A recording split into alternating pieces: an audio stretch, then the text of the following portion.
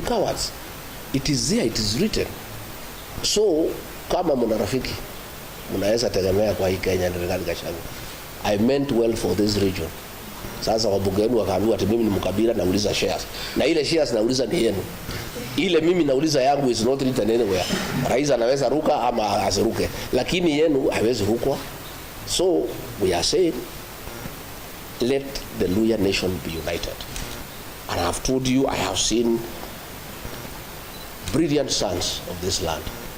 The Honorable Eugene Wamalwa, the Honorable Cleo Malala, Governor Tebea and others. Please back them up by being united. Because if you are not united, they cannot be strong in a negotiation. But if they come fragmented, you can't make an impact. And that is why, for the longest, kura yenu yote imekuwa kwa mtu mwingine ndio ana negotiate naye. Raila ametumia kura yenu hapo kwa serikali, anatumia kura yenu anaenda AU. Kila wakati ametumia kura yenu. Why can't you just use your vote to negotiate directly? Mkuje muongee na wengine. So tafadhalini, let the community be united. Let the leaders who have shown they mean well for the community take the lead. Come, let us talk people who are like-minded and who mean well for this country. My name is Douglas.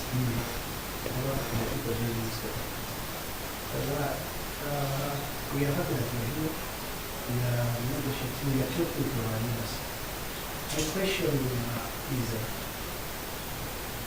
we have talked about one issue, that the issue of shareholding, that the people of the mountain should change. But we have recently seen at the head of the state, when they look at appointing some names from the mountain. Does it mean that those names do not represent the people of the mountain? No. You missed the point.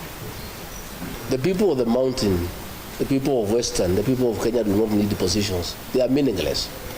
What they need is tangible development. The people of the mountain had negotiated all the projects ambaye ilianzishwa na Rais Uhuru Kenyatta, hii serikali imaliza imekataa. We have negotiated a good business environment. The government has turned against the people, demolishing their houses, evicting them without notice. Those are the issues. Hao wamepatiwa kazi, hizo ni zao na familia zao. They are meaningless. You know, hata nyinyi, I don't think what you need are positions. What you need is 1,000 kilometers ambaye rais aliahidi atafanyia watu ya Western. Is the revival of Nzoia Sugar Factory, the revival of Mumias, issues of irrigation. How do we make sure the fertile soils of Western become meaningful to the people of this region? Because muko na rutuba nzuri sana, lakini we need roads. Tunataka barabara za lami, tunataka stima iunganishwe, tunataka madarasa ijengwe. Those are the real issues. Issues are not positions. And I can tell you, hiyo viti watu ya huko hata ikipeanwa ngapi, hata kama umesoma mitandao wanasema hata ukifufua dada ni Kimathi umpatie kuwa deputy president, people cannot change because that's not what they want. People want development. Na nyinyi you have already an agreement. Muulize viongozi wenu hii agreement, na nilitoa pale bunge, ukitaka copy nitampatia. Muulize viongozi wenu hii agreement ya Western, can it be honored? Sasa mnaambiwa the agreement has not been honored. Ati sasa Raila Odinga atahand nyinyi over kwa William Ruto. Sasa nyinyi mtakuwa ni jamii ya aina gani? Kwani nyinyi ni ile rire ile ya kusunguka ile ya kupeana kijiti? Sasa mmekuwa pale, Raila amesaidika, ameenda AU, amesema nyinyi mmenisukuma nimeenda AU, asanteni. Sasa kuanzia leo mimi siko, vile mlikuwa mnanifuata mfuate huyu William Ruto. Nyinyi mtakuwa ni jamii ya aina gani? My second question, Mheshimiwa. I've seen one of the party leaders, under the meeting and you say that you are here for Christmas and for trade collaborations. And you say that you are smartly money. One of the things that you are going to make for 2027. Eugene Wamalwa is a great leader. But the greatness of a leader will be defined by the unity of purpose of where he comes from. It is you to make him a great leader and propel him to great heights of leadership by being united. There is no way Eugene Wamalwa can be a great leader if you are still following Raila Odinga to show you political direction. Mtakuwa ni kazi gani mnafanya? You know, you have your own leaders who are qualified by any definition. He's been a cabinet minister for a very long time. He's seasoned. He's a great lawyer. But why would you want to follow another leader from another region to show you on your way to government? Why can't you go to the government directly? So what we are saying, we'll engage Eugene Wamalwa and others. But his relevance in the national political discourse will be informed by the unity of purpose of the Luhya nation and by numbers. So lazima kwanza mkubali, you unite under your leaders from here. Hamwezi kwenda kukodisha viongozi na mko na viongozi hapa. Itakuwa hiyo ni hesabu gani mnapiga? So we are willing to work with Eugene Wamalwa and other leaders. But it is a responsibility yenu kama jamii kupatia yeye nguvu na kumpatia yeye ile weight ya kuja kwa meza na kusema basi mimi nimekuja niko hapa 5 million. We want you to back me to be president. This is what I have brought on the table. And these people are united. But if you are not united behind that leader, how will he negotiate with other leaders from other regions? And that is myself the battle that I had with President William Ruto, because alitaka katakata watu yangu into smaller units, you know. Anaweka Mount Kenya East hapo, anaweka hapo kando, anachukua Murang'a anaweka hapo. Nikamwambia haiwezekani. Sisi tulikupatia kura when you are united. If you want our votes, we'll give you when you are united. Anataka akatakate ndio atukalie, atutawale, tukue watu wake. Hatuwezi kubali. So nyinyi na nyinyi, it's a time also to liberate yourself from the politics of Raila Odinga as a community. I'm not saying you cannot work with him, but why don't you first unite as a region? And if you have to negotiate with him, you negotiate from a position of strength as a community. But you cannot be under him. It is not possible. And that is what I refused President William Ruto. He wanted to be the leader of the Mount Kenya region. I said, you are the president of Kenya, lakini kwa jamii, there are leaders there ambaye utafanya kazi na hawa, but huwezi kuja direct kwa hawa. Lazima ukue na hawa wamejipanga vizuri, ukitaka kuongea na hawa uongee na jamii ambaye imeungana. And he did not want that because he knows when we are united, 8, 9, 10 million votes, we are very strong. And it is not possible to shortchange us. So you as a region, please be united and have your own identity as a region. Na msiambiwe na watu ati ni mambo ya Kenya, ati ni ukabila, oh we want all Kenyans to be united. You know, when I have listened to the president, when he's talking about Kenya being united, what he means is Kenya being united behind him. That is what he means. Hii akiongea ati mambo ya Kenya kuungana, what he means is behind him. Kenya is not at war with anybody. All communities are working together. The people of Mulembe and others, we are friends. There is nothing to unite us. It's you to unite as a region so that you go and engage other regions who are also equally united. So, kibarua iko kwenu, my friend from the people. As you speak, do you think that the mountain is one? Because most of the political analysts have said that the mountain is divided. Most of those analysts are not from that region. They don't understand that region. That region learned bitter lessons in the year 1992 and 1997, when, out of lack of experience, we fell into the machinations of President Moi and divided the region, some people behind Kibaki and others behind Matiba, and we lost. Since the year 2002, we have remained united all the time. And that is why we are always in government. And that is why we are going to be the next government. The mountain is one. In fact, we have even now, the Kamba people have come in as Mount Kenya South. The mountain is getting larger. Na tunataka hata nyinyi watu ya Mlima Elgon pia tuungane. You know, tutukue watu moja so that we can make progress. You know? So those are people who are wishing that the mountain is divided so that they can manipulate us politically. I can assure you they will be sorry, they will be ashamed. The mountain will vote in one basket, to a man. 99% they'll vote in one basket. Hiyo ingine ati kugawanya, you can divide leaders. Those leaders ambaye wanatumika na rais kugawanya watu ya mlima, none of them can go home for Christmas. That tells you viongozi wako, they are divided. Some are in Mombasa, some are in Eldoret, others in Nairobi. None of them can go to the mountain because the mountain itself is solid, and it has said those are traitors to the community. They cannot go home because they are being used by the president to divide the community, and the community has refused.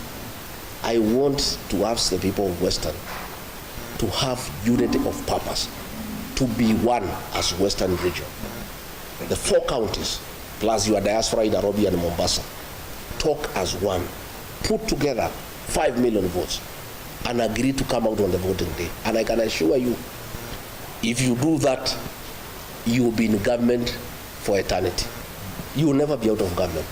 But if you continue being divided, and you continue dealing with national matters through proxy, through a third party, where will you go as a region? And don't you have competent sons and daughters who can lead this region? Why do you need a third party to lead your community? You can just come directly to the national table as the Luya nation and bargain and negotiate your stake in whatever government that will be formed directly without going through a third party.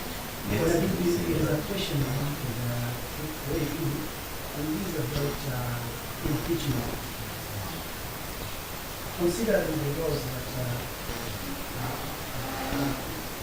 the impeachment are tracked, and you are the leader of the mountain,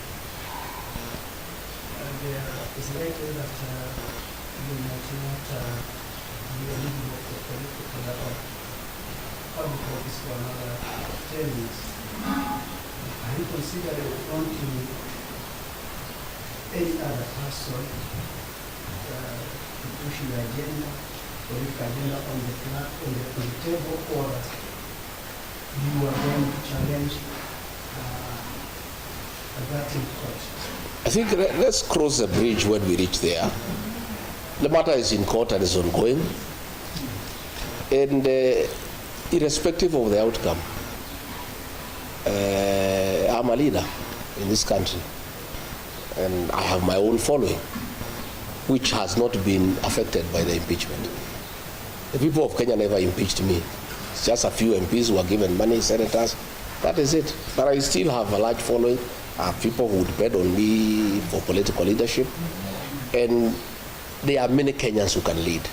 I don't have to be in office. Okay? There are many Kenyans, and I'm not a selfish person. I am somebody who is open-minded. What we want is the best for this country. And we have many leaders, including the ones from Western Kenya, who can lead this country.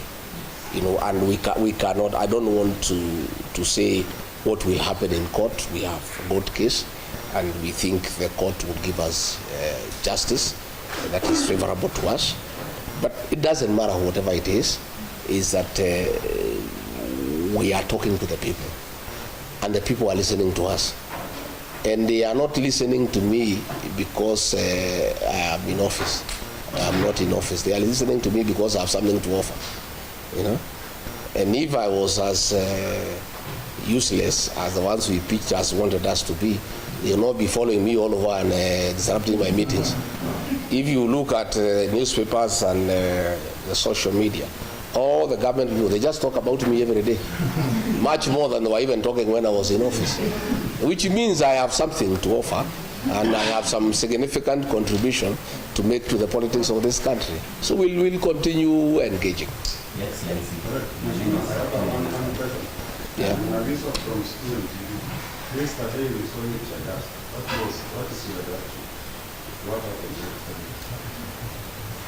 You know, we have a desperate regime that has lost favor with the people of Kenya. Desperate people do desperate things. A police officer threw tear gas at us.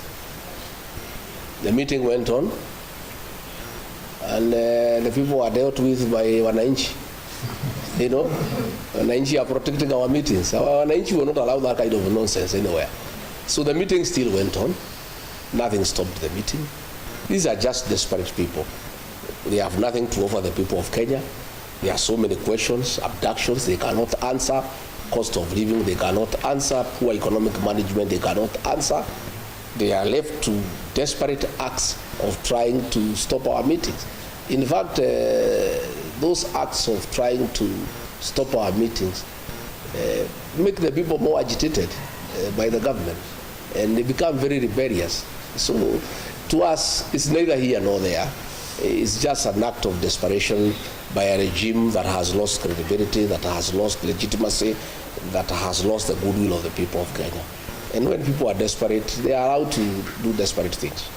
Excellency, there are those who say that the attacks are planned by the people so that we can keep sympathy. Do you want to believe that kind of thing? Do you want to believe anything this government is saying? They say there are no abductions. President said more than 5 times there are no abductions. He seems to have changed his mind and said he is going to stop the abduction. So if he's going to stop the abductions, who was doing them? Do you believe anything these people say? These people will say anything. They are not believable anymore. People are tired of lies, you know, and everything is there. It's on video. People can see what was happening. A fellow was arrested last night. The Inspector General of Police ordered that he be released unconditionally because they were behind it, and he's a police officer. But those are desperate acts. They change nothing. They just make the people more a burden. Just on that, you have been claiming that he's after your life. Who else do you think will be after my life?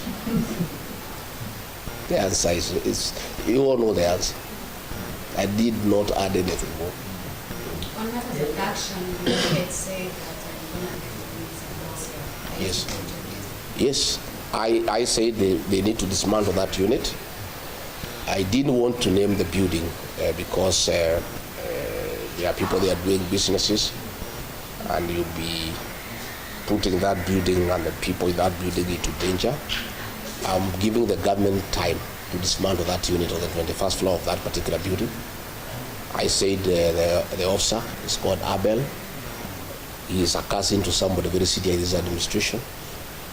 The cousin now knows that we know him. So I have a feeling, I'm not sure, that the decision by the president to admit that the abductions and he'll stop them are quite informed by what I said, because we are getting nearer to the truth. So, but since the president spoke now, it's almost 64 hours. The people have not been released. We would like these young people to spend the new year with their families. So Mr. President, you said utakomesha, lakini hawa watoto bado hufika nyumbani. Order their release from wherever they are. Waende nyumbani, wakae na wazazi wao, washerekee mwaka mpya. You know, the parents are in anguish, they are in agony. Kusema utakomesha is not enough. You need to actually do it by having those young people released. And as I said, it doesn't matter how many people you abduct, it doesn't matter how many meetings you disrupt, unless the president deal with the issues that have made the people of Kenya very angry, he's wasting his time. Even if you abduct the whole country, as long as those issues are outstanding, and they have everything to do with poor economic management, theft of public funds, corruption, state capture, and lack of respect for the people of Kenya. Hii kutukana watu wa Kenya, kusema wako na mapepo, calling them stupid, those are the issues that you have to deal with. Even if you abduct young people, it will not solve any problem. It will not. Maybe I was in a city, maybe I have a question. We talked about abduction, and you see majority, many people who are lost confidence in this regime that you had before, and you try to put it here now that no one believes this guy. There is a tendency, tell the pilots, I'm going to stop abductions, but take responsibility for your children. Well, the president is speaking from both sides of the mouth. He needs to just address abductions. That is what is a work of government. How people bring up their children, I think the president leave parents to take care of their children the way they know. We don't want too much government into people's lives. The president even wants to tell parents how to bring up their children. I mean, surely, it's lack of respect for the people of Kenya. Nikosea watu heshima. Unataka kuniambia vile mimi nitalea mtoto yangu? Rais tumekuchagua utengeneze uchumi, sio kutuambia vile tutalea watoto. These children have no problem. They are just pointing out the ills in society. And let me ask the young people, let me take this opportunity when I'm here in Kakamega County to tell our children, the Gen Zs, the millennials, what you are doing is very good on social media. But it's not enough.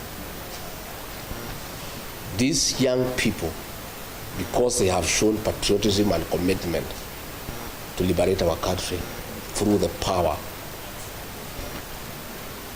of the online space, I want to plead with them to go a step further, to take IDs and register as voters.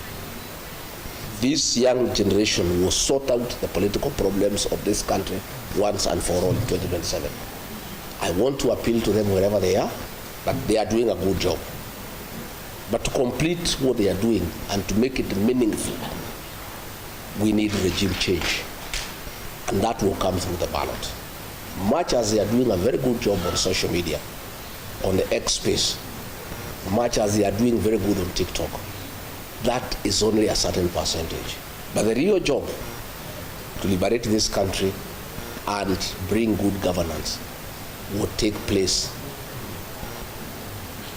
in August 2027.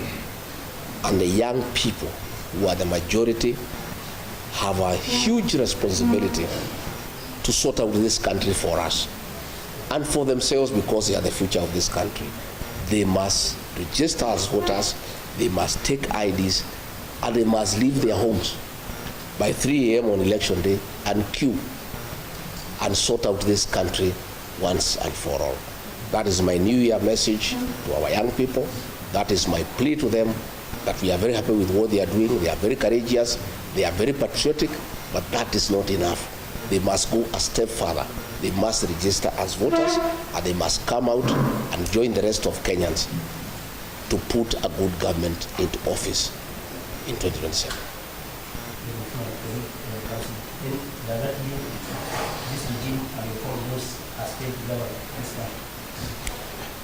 I think you have the answer. If you listen to the people of Kenya, it's an answer I don't need to tell you. You can hear what everybody is saying. Everybody is disappointed that all the promises that were given have turned out to be lies. And bad as it is to lie on those promises, we continue lying to the people more and more. You have seen the things that are going on in the health sector. You have seen the housing program. That housing program has nothing to do with houses for the people of Kenya. It's about business. Very senior people in government have shares in a company that is manufacturing cement, steel, and iron sheets. And that is why the government wants this housing program to go on. That is why there is a housing levy to get enough money so that the people in the housing department, they force the contractor to sign a subcontract for the supply of cement, steel, and iron sheets with a company where very senior people in this government have shares. That is why if you look at clinker was being imported and cement was retailing at 600 shillings. Because of conflict of interest, senior officials in this administration have shares in a company that is manufacturing clinker. And therefore, they stopped the importation of clinker and said clinker will be manufactured here locally. As a result, the price of cement shot from 600 to 900. That 300 shillings, people in government are having a part of it. So you find decisions are being made, not in the national interest, not in the interest of the country, but because of business interests by people in government. And that is where the housing program is being forced down the throats of Kenya. People are saying we don't want, we can put our own houses. The work of government is not to build houses, it's to give services, water, electricity, sewage, roads, security, good business environment. The work of putting up houses is for the private sector. But because of vested interest in the building sector, where people have acquired shares in companies that sell cement, steel, and mabati, the government forces the people of Kenya to give money for that program to continue so that they can continue enriching themselves by doing business in those items that are being used in the housing program. No, I wish to know whether it disturbs you when former President the current President William comes, and as a result, the allies of the former President that have interest are being brought into government. Does it disturb you? Does it Why would I? About the desire Yeah. to Why would it disturb me? Since those people came into government, has the prices of Unga gone down? Have abduction stopped? Nothing. I'm not disturbed. I'm not even bothered. It's not even. It's a non-issue as far as I'm concerned. And change of ministers in this government is musical chairs. And I said when I had an interview with NTV, it's pointless. The president makes all the decisions himself. So even if you keep on changing ministers, you bring so and so, you move. It's a game of musical chairs. It has no impact into the overall management of the affairs of this country because all the decisions are made by the president. So it doesn't. It matters less who is minister and who is not. Does that mean that also you are looking for a special president because he also has, his own share? Well, I have not heard President Uhuru Kenyatta says he's interested in leading this country. He's retired. So I don't know how would be overlooking him because he's a retired president. We have not seen him participate in politics. So I don't know how his meeting with President William Ruto would affect leadership or politics in this country. He's a retired president. And as far as I am concerned, a meeting between two leaders is as good. There's nothing wrong with it. What is the relationship prior to this former president after Uzalendo?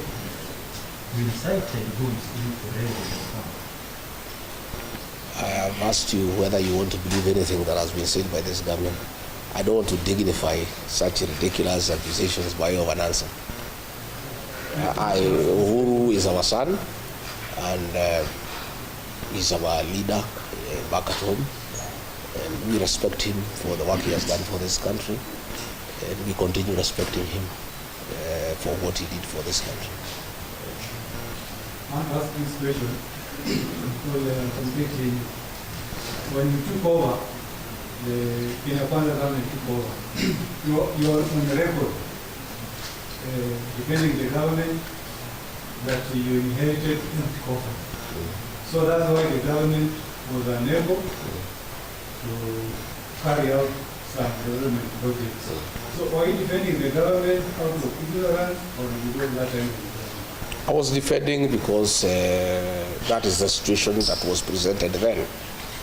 But 1 year down the line, I found we had lost focus, and we were doing things that are not a priority to the people of Kenya because of state capture, the housing program, for example, the changing of the university model, a model that was working, the doing away with the NHIF and bringing a new system called SHIF when there is no proper interrogation of how it can work. So I was defending because we came in having certain intentions to right what we thought was wrong. But along the way, I found that most of the things that we were doing were not in national interest. And I started saying no. And that is when I started having a problem with the president by saying, no, this is not right. Let's listen to the people of Kenya. The finance bill, Kenyans are opposed to it. I just I was listening to the people, and saying this is what the people are saying. And that is where we started having disagreements because I was insisting that we must listen to the people of Kenya and follow what they are saying. Namshukran Mheshimiwa Rigathi Gachagua, naitwa Sajida Javan kutoka Mobile FM Radio hapa Kakamega. Swali langu litahusiana kwamba tangu ulipoweza kubadilika madarakani na mwenzio naibu wa rais wa sasa Profesa Kithure Kindiki akaweza kuteuliwa kama naibu wa rais. Je, mlikuwa na mahusiano mazuri sana? Je, uhusiano huo ungalipo baina yako na Mheshimiwa Rigathi Gachagua? Swali la kwanza. Swali la pili, alipoteuliwa siku ya kuapisha pale KICC, Rais William Ruto Alisikika akisema kwamba hakuwa na yule msaidizi wa kumsaidia kuweza kuelimisha Wakenya kuhusiana na miradi ya serikali. Tayari ushataja baadhi ya ajenda za serikali ya Kenya Kwanza. Je, kwanza kuweza kujua kuhusiana na miradi hii na baadaye tukapata sakata mbalimbali kama vile Adani. Ni kipi ambacho ulikijua ambacho Wakenya hawakujua? Yes, I heard the president say that he was lonely at the presidency because there was nobody helping him to defend government programs. That is true. I was unable to defend most of them because I could not defend theft and corruption. I could not defend Adani. So I was unable to talk about the housing program because when I listened to the people of Kenya, they didn't think it's a priority. I was unable to defend the migration from NHIF to SHIF because it's not working out well for the people of Kenya. Why I could not do it is because I was elected. I was not answerable to President William Ruto. I was answerable to the people of Kenya. So anything that the people of Kenya had a problem with, ordinarily when you are elected, you don't fight your own bosses, the people who elected you. Ndio mimi nikashindwa kwenda kutetea hizo miradi. But the person the president chose to occupy that office can defend anything because yeye ni mfanyikazi wa rais. Yeye si mfanyikazi ya raia, hajachaguliwa na mtu yeyote. Yeye ni mfanyikazi wa Rais William Ruto. So akiambiwa kwenda sema Adani ni mzuri, anaenda anasema Adani ni mzuri. Shifu ni mzuri, Shifu ni mzuri. Hii ni abduction, hakuna abduction, anasema hakuna abduction. But mimi, when I was still in office, nikiwa Mombasa, I castigated abductions and extrajudicial killings because I was elected by people. When you are elected by people, you must think about them and what they think about what you say and what you do. And that is the difference between an elected deputy president and an appointed one. And that is why the framers of our constitution, made it possible for a deputy president to be elected so that he can be talking for the people and can tell the president, no, this is wrong. But the situation we are having now, there is no difference between the president and the deputy. They are one and the same. So that was the situation. And I really asked the president to forgive me. I couldn't. I was elected, so I couldn't defend corruption. I couldn't defend things that are against the people of Kenya. There was no way I could do it. But it is not because I'm a bad person, but it's because I was elected. And once you are elected, you must respect the people who have given you the job. Mwisho kabisa, kuna hili swala ambalo wanasema kwamba kuna baadhi ya viongozi wanasema kwamba ni wakati sasa uweze kuketi chini na kunyamaza ili kuweza kuzuia baadhi ya mashambulizi ambayo yanatokea kwa sasa. Na kauli ya mwisho pia nitakuuliza kuhusiana na kuna mpango wa serikali kuweza kuleta ile vaccination ya mifugo mwaka ujao. Kauli yako. Wale wanasema ni nyamaza si wafuasi wangu, ni watu ya serikali. Watu ya serikali wanitakie vema. So ukisikia wakikwambia unyamaze, ujue unafanya ile kitu nzuri, unaendelea. Because if they meant well for me, they would not have removed me from office. Why are they bothered? If I keep quiet, I am better off. Then why should they wish me well? Yeah, I cannot keep quiet because there are many issues to talk about. We cannot keep quiet when the people of Kenya are suffering, when our children are being abducted, when people are being overtaxed. We must speak because we are leaders. And I was not just speaking because I was in office, because I'm a leader in this country, who was elected by the people. I must speak for them. Mambo ya vaccination tunauliza serikali ni sawa, lakini huwezi lazimisha chanjo kwa nguvu. Chukua muda uende ueleze wafugaji faida ya hiyo chanjo, na wakikubali chanjo itaendelea. Wakikataa, ukubali wamekataa kwa sababu ng'ombe ni yake, na huwezi lazimisha mtu kuhusu mambo ya ng'ombe yake. Ng'ombe ni yake, yeye ndiye mwenye kununua, yeye ndiye mwenye kulisha. The cow is this. You cannot do things by force. If you find people are saying no, don't insist. Listen to them. If they say they want the vaccination, go ahead. If they say they don't want, stop it. Kenya is a democracy, and that is why we have a constitution, and it allows people freedom of choice to decide what you want. And you cannot interfere with people's private lives. The cow is mine. I bought it. I'm the one who feeds it. I do what I want with my cow. The government cannot force me to vaccinate my cow if I am not interested, or if you are not convinced me that is the right thing to do. Ile kitu iko inasumbua Kenya hii ni kiburi, ni kulazimisha watu, inataka kulazimisha watu kila kitu kwa nguvu. Hiyo ni mambo ambayo haiwezekani, imepitwa na wakati. Ndoa yako na Rais William Ruto kwa nini wengi sana tulikuwa tukiendelea mchana, na baadaye kidogo wengi wakawa wanasema kwamba kile kitu ambacho kilifanya ukaondolewa mamlakani ni maandamano ya Gen Z. Wengi wanasema kwamba you have been behind it, you have been funding Gen Z protest. Is it true? Sifikiri hiyo ni sababu ya ukweli. It's not true. I defended Gen Z when the president called them criminals, because I don't think they are criminals. I think they are our sons and daughters, and I think they are legitimate concerns. The fact that I defended them does not mean that I sponsored them or funded them, or I'm their leader. And by the way, I wouldn't mind being their leader. Politically, if the Gen Z are behind you, you are very strong politically. It's the wish of any leader in this country for Gen Zs to be behind you. So it's a good wish for me. If the Gen Z can agree to be behind me, I'll be a very happy person. They did not remove me because of that. They refused me because I refuse to support corruption. I refuse to support economic mismanagement of this country. I refuse the president to divide my region, the Mount Kenya region, for political expediency. I said he cannot fight them. Those are the issues. And I refuse to be a yes man, say yes to everything. Those are the issues. Anything to do with Gen Z or the shareholding or his tribal, that is just talk. But the real thing is that I would not be party to some of the things that the government was doing. The last question, please. You've seen the procedure for political leaders. Is there anything you look for opening? Are you going to form another student coalition? I think if you listen to me speak, I said, we are all working towards liberating this country, but every leader has a responsibility to put his people together. I am putting my people together, Eugene and others are putting their people together. Everybody, once that has been done, we'll be having a conversation in the new year.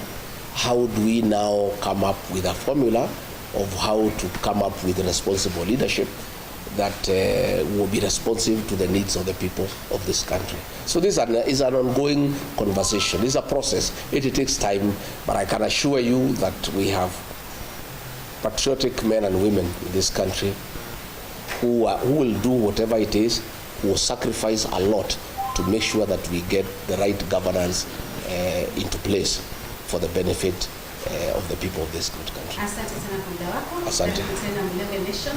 Kile kitu ambacho ningependa kuambia kwamba kuna a lot of local and TV and radio stations, national TV stations as well around. So the truth will matter. Kile tasikika kwingine akisema yale yote ambayo ameweza kusema hapa. Lakini thank you so much on behalf of the panelists and wote nimeuliza maswali na all the media stations represented. Karibu sana. Asante sana. Na mimi nimeshukuru sana, nimetakia nyinyi sikukuu njema na mwaka mpya wenye mafanaka kubwa. Na hii Western mtakuwa mkiniona from time to time. Asante. Hii ni mlima yetu. Labda mheshimiwa Eugene aseme tu jambo kama host. Yes. I need to, but it's easier to. Sawa sawa.